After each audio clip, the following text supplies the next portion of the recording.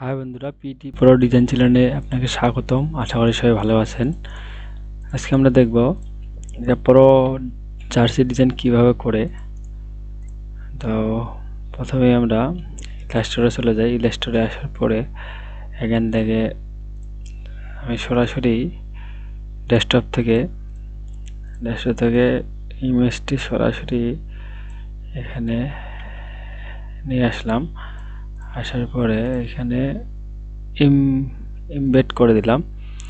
Embed করে দিলে কাজ করার ক্ষেত্রে কোনো সমস্যা হয় না। আমি অ্যালাইনমেন্ট করে নিলাম। তো আমি একটা কপি করে রেখে দিলাম অল্টার চেপে ধরে। তো আমি এখানে সিলেক্ট একটা রেক্টেঙ্গল নিলাম। রেক্টেঙ্গল নেওয়ার পরে আমি ইমেজটাকে এইভাবে সিলেক্ট করলাম। বডিটাকে সিলেক্ট করার পরে এইভাবে আমি একটু এভাবে নিলাম। তারপরে মাপ মতো নিয়ে এইভাবে নিয়ে মাথাটা আর একটু ছোট করে দিলাম। তারপরে নিচে আর একটু আমি নামাই নিলাম। নামাই নেওয়ার পরে এটা রেক্ট্যাঙ্গুলার জার্সি ইমেজটা সিলেক্ট করে আমি লেফট বাটন ক্লিক করে ক্লিপিং মাস্ক, অথবা আপনি কিবোর্ড থেকে Ctrl+7 দিয়ে ক্লিপিং মাস্ক করতে পারেন। আমি এটা দিয়ে দিলাম। ক্লিপিং মাস্ক করে নেওয়ার পরে আমি ইমেজটাকে আমাদের জার্সির যে প্যাটার্ন সে অনুযায়ী প্যাটার্নে আমি যদি এখানে ডাইরেক্ট প্যাটার্নে ক্লিক করার পরে এখান থেকে একটা সাইজ আমি নিয়ে নিলাম। ধরেন যে এক্সেল, Ctrl+C ধরে কপি করলাম। কপি করার পরে এখানে পেস্ট করলাম। পেস্ট করার পরে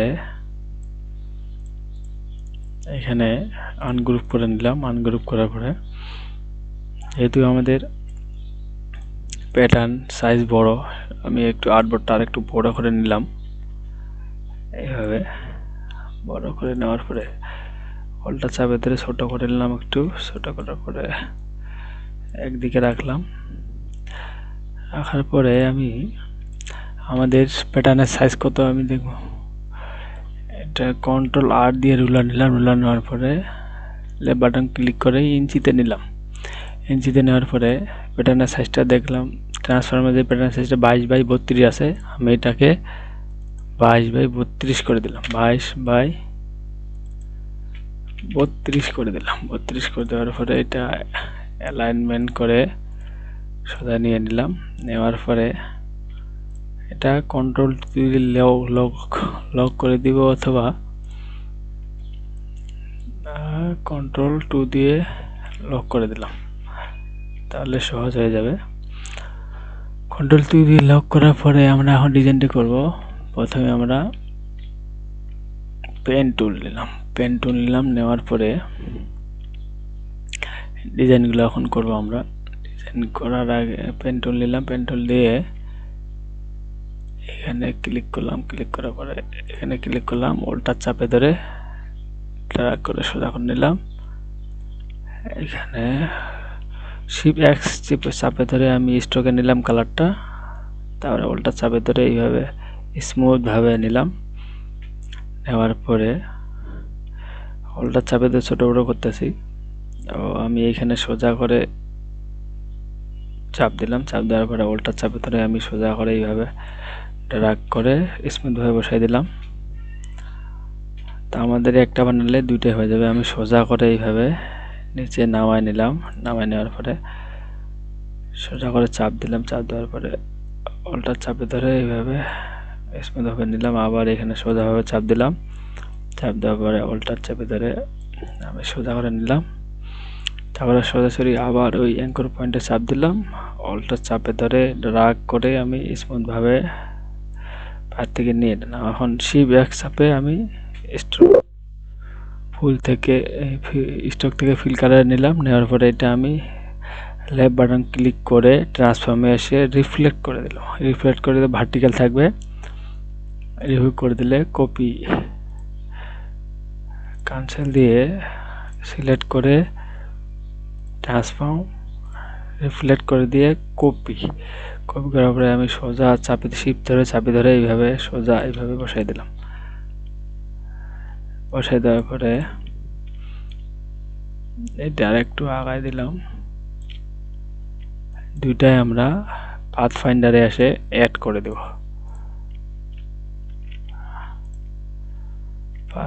এটা এইভাবে নিলাম, তারপরে পাথ ফাইন্ডারে এসে অ্যাড করে দিলাম। অ্যাড করে দিলাম, ডিজাইনটা হয়ে গেল। এখন আমরা পরেরগুলো করব।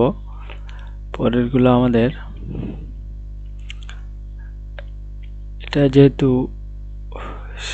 জার্সি শেষে আছে, সেক্ষেত্রে আমরা শেষ থেকে নেব। শেষ থেকে এখানে ক্লিক করে এখানে ক্লিক করে এখানে ক্লিক করে এইভাবে নেব।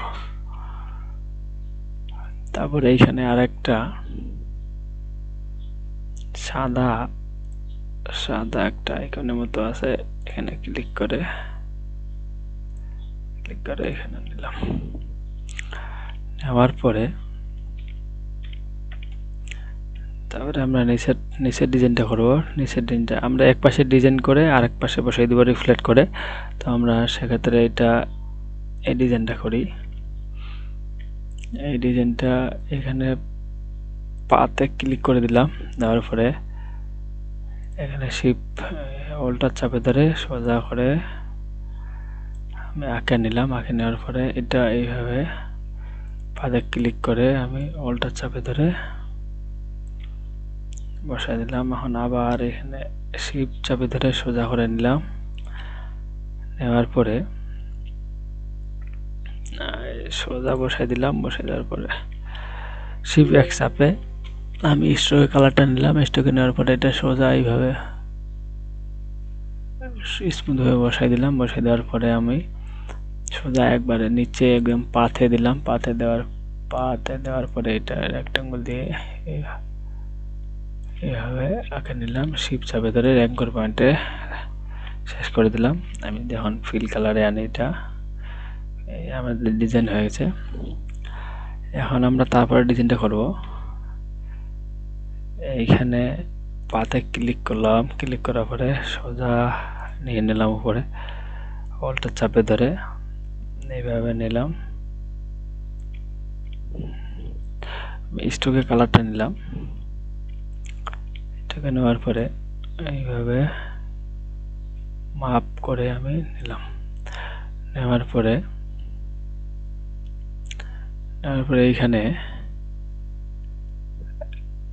একটু ডিজাইন আছে, ডিজাইনটাতে এখানে একটু সাদা এই ডিজাইনটা নিলাম। দেওয়ার পরে সোজা বসাই দিলাম। আমরা এটা সোজা বসাইতে পারি। সোজা বসাই দিলাম। বসার পরে অল্টার চাপে ধরে এইভাবে ড্র্যাগ করে সোজা শিফট চাপে বসাই দিলাম। এটা এইভাবে করলাম। করার পরে আমাদের সাদা যে আর একটা ডিজাইন আছে, এটা সোজা নেওয়ার পরে এখানে অ্যাঙ্কর পয়েন্টে ক্লিক করে শিফট চাপে ধরে নিচে বসাই দিলাম। এইভাবে অ্যাঙ্কর পয়েন্টে অ্যাড করে দিলাম। তো আমাদের এক সাইডে ডিজাইন প্রায় হয়ে গেল।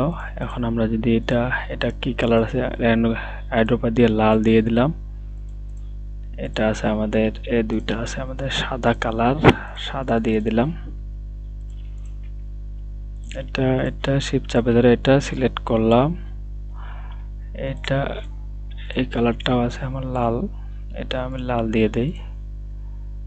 লাল দেওয়ার পরে এই কালারটা আমার আছে সাদা, এটাও সাদা দিয়ে দেই। এগুলো সবগুলো সিলেক্ট করলাম।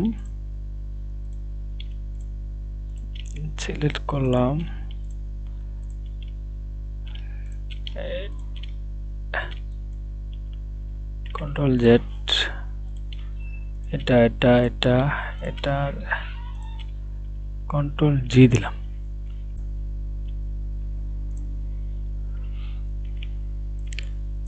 এক সাইডে যে আমরা ডিজাইনটা করছি এটা আমরা রিফ্লেক্ট করব। এখন রিফ্লেক্ট করব, ট্রান্সফর্মে এসে রিফ্লেক্ট কপি দিয়ে দিলাম। কপি দেওয়ার পরে শিফট চাপে ধরে আমরা সোজা করে ড্রাগ করে এভাবে এখানে আসে মিলিয়ে দেব। মিলিয়ে দেওয়ার পরে উপরেও একটু ডিজাইন আছে, এটা আমরা করব এখন।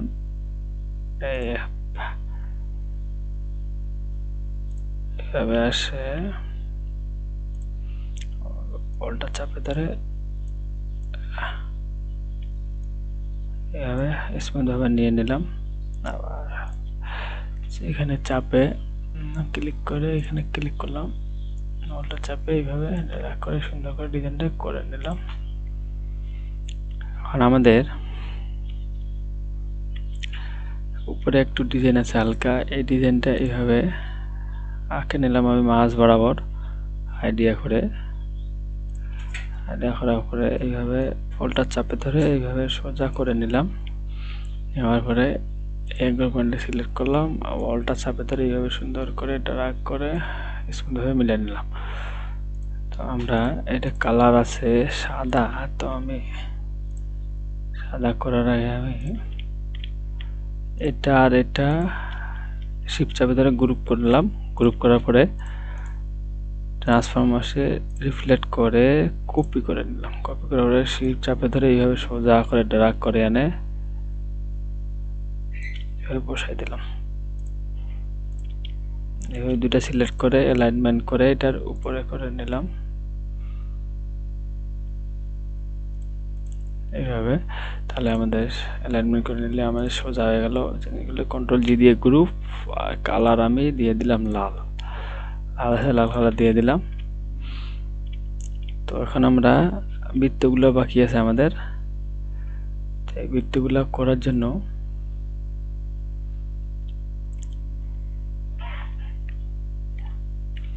তো এই বৃত্তগুলো একটা আমরা সহজ উপায় বের করতে পারি, সেটা হচ্ছে কিবোর্ড থেকে এল চাপে ধরে আমি একটা বৃত্ত নিলাম।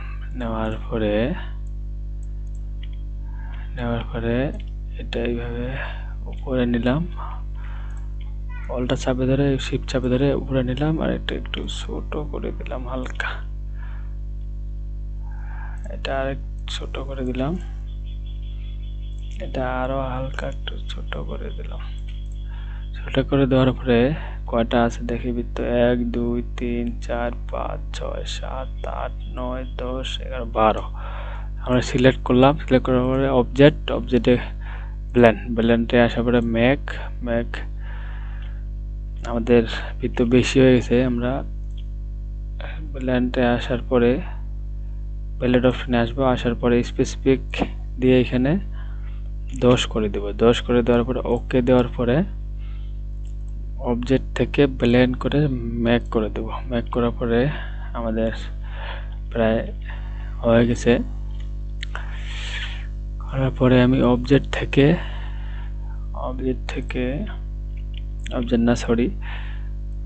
এখানে আমরা এটা কপি করে ডিজাইন করব। কন্ট্রোল সেই বলটা চেপে ধরে সোজা করে কপি করলাম। কপি করার পরে কন্ট্রোল ডি চাপ দিলে আমাদের অটোমেটিক ডুপ্লিকেট হবে। ডুপ্লিকেট করে আসার পরে আমি এই পর্যন্ত ডিজাইনটা রাখলাম। রাখার পরে সবগুলো সিলেক্ট করে গ্রুপ করলাম। গ্রুপ করার পরে পেন টুল দিয়ে এইভাবে একটা সরাসরি একটা পেন টুল দিয়ে ত্রিভুজ আঁকলাম। আঁকার পরে এগুলো সিলেক্ট করে আমি এক্সপ্যান্ড করে দিলাম। এক্সপ্যান্ড করে দেওয়ার পরে এগুলো সাদা কালার আছে, সাদা দিয়ে দিলাম। এটা সাদা করে দিই। সাদা দেওয়ার পরে এটা আমি মাঝ বরাবর ছোট করে দিই।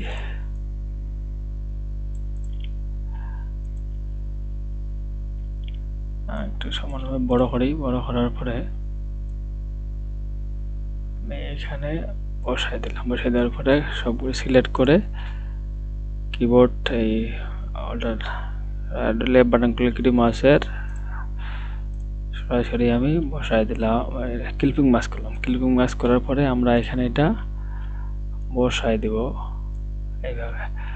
তো আমার বৃত্তগুলো একটু বড় হয়ে গেল, আপনারা যেরকম সাইজে সেরকমই করে দিবেন।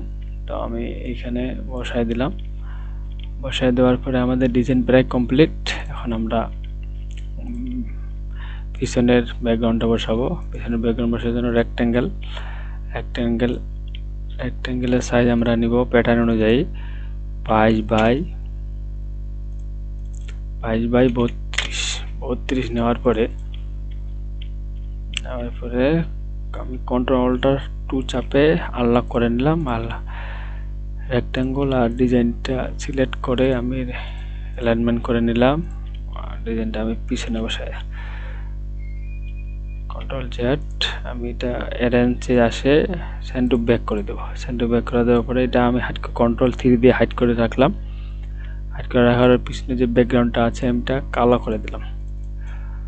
কালো করে দেওয়ার পরে আমার এই ডিজাইনটা আছে, এই ডিজাইনের কালারটা আছে লাল দিয়ে দিলাম। লাল দেওয়ার পরে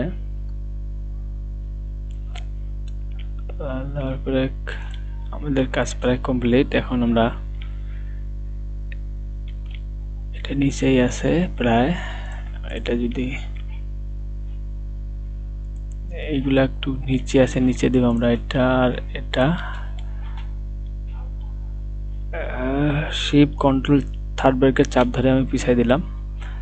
পিছাই দেওয়ার পরে সবগুলাই সিলেক্ট করে গ্রুপ করে নিলাম। গ্রুপ করার পরে আমরা এখন এটা প্যাটার্নে বসাবো। প্যাটার্নে ক্লিপিং মাস্ক করার আগে অবশ্যই সাদা কালার না থাকে কালা কালার করে নেবেন, তাহলে কোনো প্রিন্টের সময় কোনো সমস্যা হবে না। তো আমি এটা কপি করলাম। কপি করার পরে সিলেক্ট করলাম, অ্যালাইনমেন্ট করে নিলাম সোজা।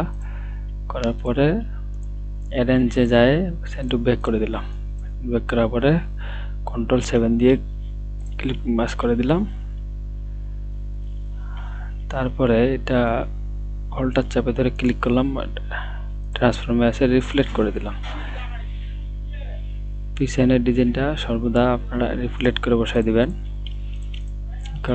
অ্যালাইনমেন্ট করলাম। অ্যালাইনমেন্ট করার পরে শিফট কন্ট্রোল থার্ড ব্র্যাকেট চেপে পিছিয়ে দিলাম। পিছিয়ে দেওয়ার পরে দুইটা সিলেক্ট করে Ctrl+7 দিয়ে আমি ক্লিপিং মাস্ক করে নিলাম। এখন পিছনে যদি চাই নাম্বার বসাতে পারি। এখানে আমি সিলেক্ট করলাম। সিলেক্ট করার পরে কালারটা আমি সাদা দিয়ে দিলাম, আইড্রপার দিয়ে সাদা দিলাম। নেম দিলাম, নেম হিসাবে একটু বড় করে নিলাম। বড় করে নেওয়ার পরে নেম, এখানে নাম্বার দিলাম 10।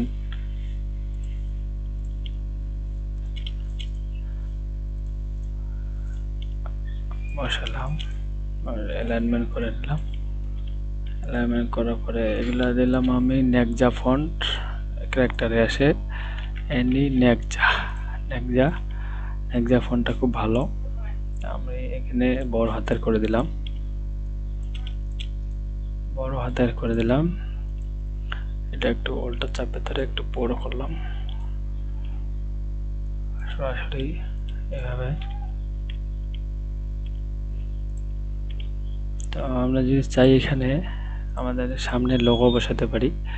তো আমি যদি ফাইলে যাই ওপেনে যাওয়ার পরে এখানে ইউটিউবে যাই, লোগো বসাতে পারি। লোগোটা আনলাম। লোগোটা আনার পরে Ctrl+C দিয়ে Ctrl+V দিয়ে লোগো সাইজ সর্বদা 3 হয়, 3 ইঞ্চি বাই 3 ইঞ্চি। তো আমরা 3 ইঞ্চি দিলাম, 3 ইঞ্চি বাই 3 ইঞ্চি দেওয়ার পরে লোগোটা এখানে বসাই দেব।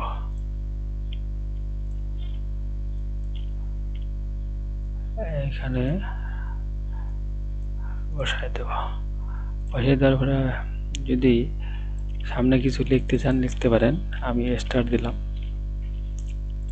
স্টার দেওয়ার পরে সিলেক্ট করে এইভাবে বসাই দিলাম। এটা কপি করে রাখলাম, এখানে সবগুলো সিলেক্ট করে এখানে নিয়ে আসলাম। এখন আমরা যদি তাই হাতা বসাতে পারবো। আমি এক্সেলে হাতাটা নিলাম, কন্ট্রোল সি কপি করে বসার পরে কন্ট্রোল ভি বসাই দিলাম। হাতা এক কালার আছে, এক কালার দিলাম আমি, সেটা কালো। এইভাবে কন্ট্রোল অল্টার শিফট চাপে ধরে আরেকটা কপি করলাম। কপি করার পরে আমাদের হাতা হয়ে গেল। তো আজকের ক্লাস এই পর্যন্তই বন্ধুরা, আশা করি সবাই বুঝতে পারছেন। আগামী পর্বে আরও নতুন নতুন ডিজাইন নিয়ে আসবো। তো যদি ক্লাসটি ভালো লাগে থাকে অবশ্যই চ্যানেলটি সাবস্ক্রাইব করে বেল আইকনটি বাজিয়ে দিয়ে পাশে থাকবেন। ধন্যবাদ।